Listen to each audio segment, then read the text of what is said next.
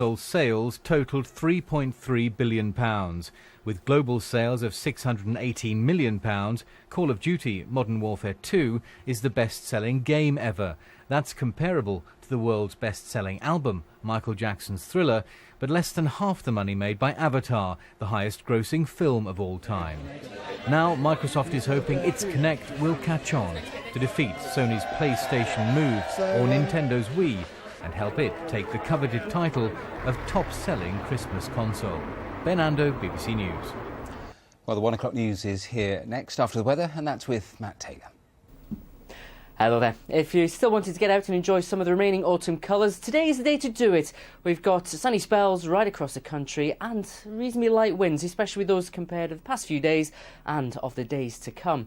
Here's a satellite picture from early. You can see just how much in the way of clear skies we've got. A bit of cloud across the eastern parts of England, also towards Wales. That will continue to thin and break through this afternoon, and so some longer spells of sunshine developing here in the west compared to what we've had so far. And to the east, it remains dry and sunny. Your temperatures probably peaking around 8 or 9 degrees in Wales and the southwest. It's not far off from what we saw yesterday, but the big difference, you've got the sunshine, you've got much lighter winds as well, so it will feel a little bit more pleasant out there, and always the sunshine adds to that feeling. Now across in East Anglia, still got that keen northwest breeze, still rather chilly here. 1 or 2 showers in Norfolk, Suffolk, but they will be clearing away from eastern coasts of England for the afternoon, so drier, a lot more sunshine here as well.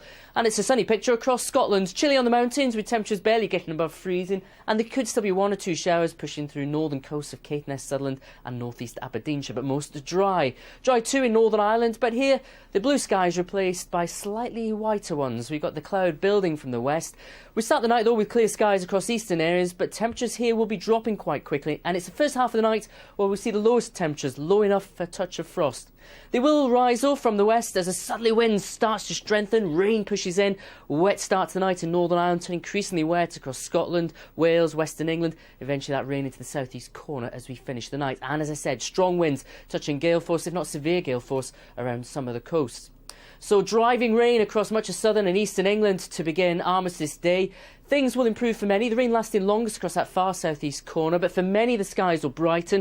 We're not quite done with the rain though, there'll be bands of showers sweeping through. Not everyone's seeing them, but those showers merging into longer spells of rain later in Scotland and Northern Ireland, and the wind will be picking up as well. Temperatures 9 to 14 degrees, always tempered a little bit by the strength of that wind, and as I said, it will strengthen further. We've got quite a few concerns as we go into the evening period across northern England and North Wales. We could see winds gusting on the hills 70 to 80 miles an hour, even on lower levels of around 50 to 60. That's enough to cause a bit of damage and disruption to your evening rush hour.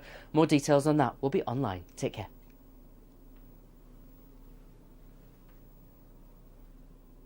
The aid workers who come, most of them from very well-to-do parts of the world, they go to Darfur, where they are at risk. Why?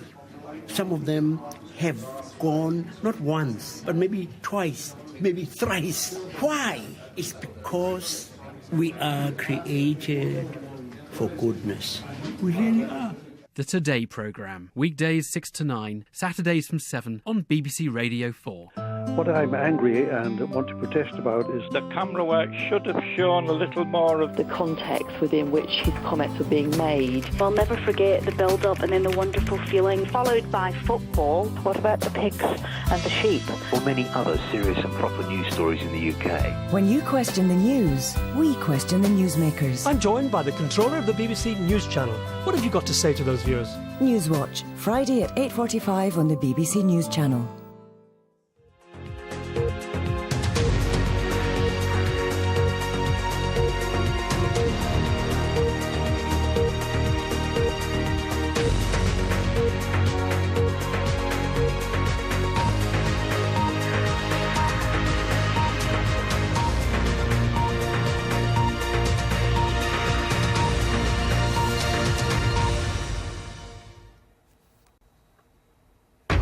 No double-dip recession, but the cost of living is predicted to rise more sharply than expected. The Governor of the Bank of England says the outlook for the economy is highly uncertain.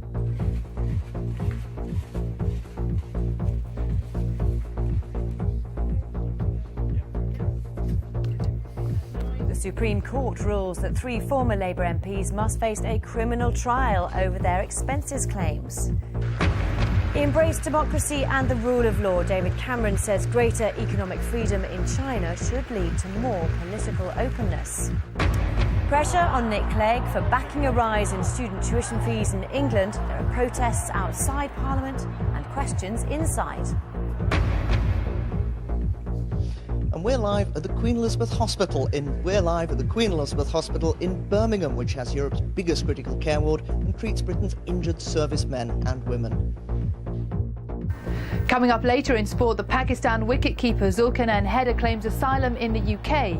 He fled the team camp in Dubai after saying he'd been approached to fix matches.